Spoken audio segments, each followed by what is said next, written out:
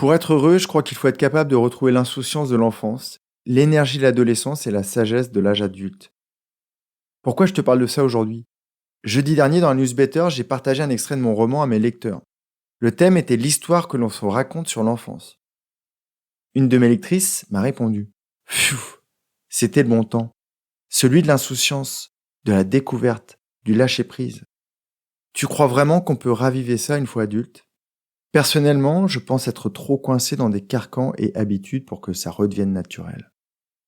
Dans cet épisode, je vais t'expliquer en quoi c'est important de te reconnecter à tes qualités d'enfant. Et je vais te proposer 5 idées pour le faire. Te reconnecter à cette insouciance et à ce lâcher-prise naturel. Afin que tu puisses faire un pas de plus vers cette vie riche, épanouie et bien plus légère.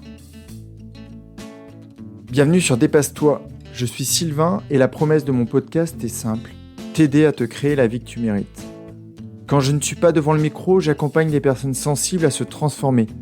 Et au fil des épisodes, je vais te partager les prises de conscience qu'elles ont eues et qui leur ont permis de s'épanouir. Tu vas comprendre entre autres comment mieux te connaître, avoir de belles relations, apaiser ton mental et trouver ta place, celle où tu te sentiras aimé et reconnu à ta juste valeur. Si tu veux profiter de tout ce que j'ai à t'offrir, abonne-toi à mon courrier privé sur sylvainviens.com. Installe-toi confortablement. Je te souhaite une très belle écoute. Avant de commencer, je tenais à remercier SCMTB pour son commentaire Apple 5 étoiles intitulé « Que du bonheur ». Sylvain en audio en écrit est une source d'énergie formidable. Il a les mots justes, simples, efficaces. C'est un bonheur de l'écouter et le lire. Continue à t'aimer car cela se répercute sur nos vies. Haut les cœurs pour ton livre, il me tarde. Alors merci beaucoup pour ton commentaire SCMTB. Et j'espère que l'extrait que tu as lu jeudi t'a vraiment plu. Et pour que ceux qui ne sont pas encore inscrits le découvrent, je vais le lire à la fin de cet épisode. Alors reste bien jusqu'à la fin. Alors revenons au sujet du jour. C'est quoi se reconnecter à son enfance? C'est se reconnecter à cette insouciance, à cette légèreté. L'enfant n'a pas besoin qu'on lui dise sur quoi lâcher prise. Il ne cherche pas à tout comprendre. Il ne cherche pas à trouver du sens dans tout ce qu'il fait. Il n'a même pas conscience du temps qu'il passe. Te reconnecter aux qualités de l'enfant, c'est aussi te reconnecter à ta créativité. Et je suis certain que tu te rappelles de ce morceau de plastique qui pouvait devenir un serpent. De ce cercle qui pouvait devenir le volant de ton vaisseau spatial. Je suis sûr que comme moi, tu es déjà monté en équilibre sur une balançoire, tout en imaginant que sous toi, il y avait des crocodiles ou des requins, et qu'il ne fallait surtout pas y poser le pied. Rappelle-toi ces moments suspendus à attribuer des formes aux nuages dans le ciel. Tu le faisais naturellement. Te reconnecter à ton enfant, c'est aussi identifier ce que tu as vécu. Ce qu'il a cru quand ses petits copains l'embêtaient sur la cour. Ce qu'il a imaginé quand il voyait son papa le gronder ou sa maman l'ignorer. C'est donc l'occasion de le soigner, de le rassurer, de lui dire des phrases qu'il aurait dû entendre. Et ça le soigne lui et ça te soigne toi. Se reconnecter à tes qualités d'enfant, c'est aussi faciliter les rencontres. Regarde sur un parc de jeux la facilité qu'ont les enfants à parler, à jouer ensemble, à se raconter leur vie. Ils ne se posent pas toutes ces limites comme on peut le faire à l'âge adulte. Ils vont vers les autres, vers ceux qui les attirent. Se reconnecter à cette enfance, c'est aussi voir la vie avec des yeux neufs, sans filtre, sans préjugés, sans tous ces trucs que tu as crus et qui t'ont bloqué. Alors comment on ramène toutes ces qualités infantiles dans la vie?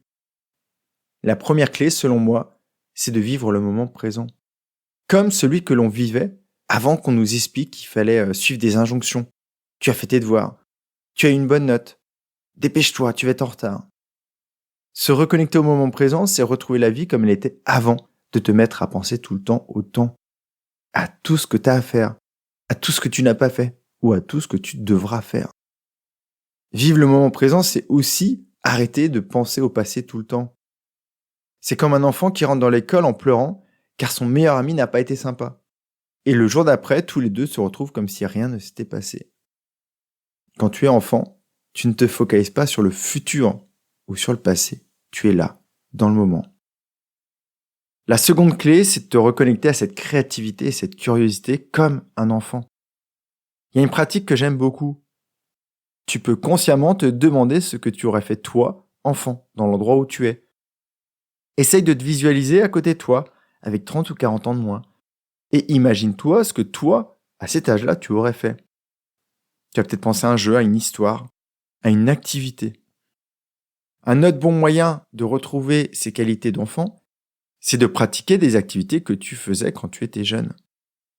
Ça peut être de construire des statues en fil électrique, de dessiner des renards habillés de voile, d'imaginer des histoires de pirates, ou de faire du roller, comme je n'ai pas arrêté de le faire depuis mes 7 ans. La troisième clé, qui est vraiment super importante, c'est de te reconnecter à ton corps, à tes émotions. Alors je ne te demande pas de te mettre par terre à la caisse du supermarché car ton caddie ne contient pas la Barbie ou la voiture que tu aurais bien aimé acheter. Moi, je te propose juste de ressentir ce qui se passe en toi. La joie, la tristesse, la colère, l'amour. On faisait tout ça naturellement avant que nos parents nous disent « Arrête de te mettre en colère, arrête de chialer » ou des fois même « Arrête de rire ». La quatrième clé, c'est d'identifier ce qui t'empêche de te connecter à cette insouciance en te posant plusieurs questions. Pour moi, l'enfance, c'est... Si pour toi, l'enfance, c'est manquer de liberté, tu peux la déconstruire tout de suite car jamais tu n'as été aussi libre qu'à ces moments-là. Ça peut être aussi, les enfants n'ont aucune idée de la difficulté de la vie. Et ça voudrait plutôt te dire qu'aujourd'hui, tu vois la vie comme difficile. Et plus ce sera le cas, plus elle le sera. Contrairement à cette croyance, je pense que les adultes se prennent trop la tête et s'inventent des difficultés et des peurs. Il y a une autre croyance aussi qui peut te bloquer, c'est « je n'en suis pas capable ». Et je suis quasiment sûr que ce n'est pas le cas. La dernière personne à m'avoir dit ça a fermé les yeux et s'est retrouvée très rapidement dans le garage en train de bricoler avec son papy. Alors que cette personne avait complètement oublié son goût pour le bricolage. Il peut y avoir plein d'autres croyances. Il y a un âge pour tout. Quand on est adulte, on doit être sérieux. Oublie toutes ces idées si tu veux vraiment retrouver cette insouciance. La cinquième clé, c'est ma préférée.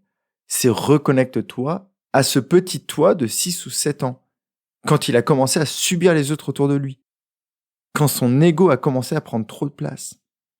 Vois s'il est triste, vois s'il est en colère. Regarde tes albums photos.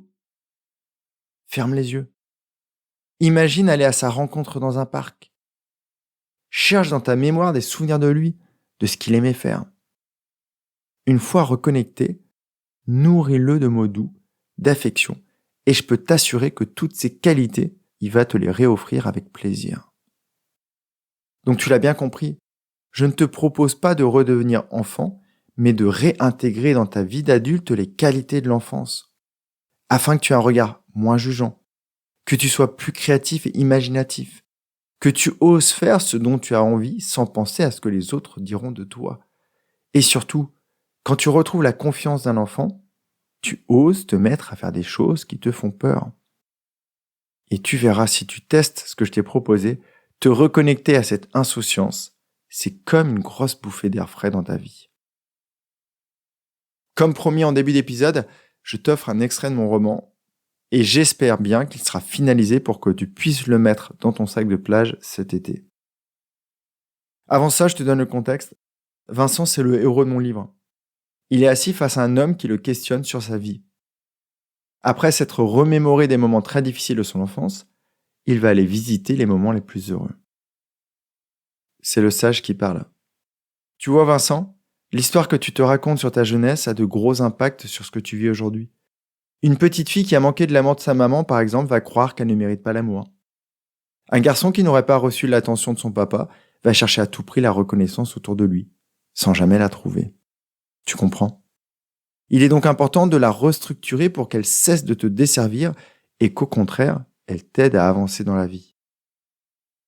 J'ai droit à quelques secondes de pause, tel un boxeur entre 2 rounds, assis dans le coin du ring, massé par son entraîneur. Tout en continuant de me regarder avec douceur et bienveillance, le coach me demande « Et le petit Vincent, quand il était heureux, il était où? Il faisait quoi ?» Essaye de retrouver sous tes premières couches de souvenirs ces moments joyeux. Ma bouche tremblante se détend enfin. Un sourire timide et réservé se dessine sur mes lèvres. Mes yeux se rouvrent doucement. Avant de lui répondre, je plonge la main dans mon parka et en ressors un vieux bout de sopalin pour essuyer mes larmes. Désolé.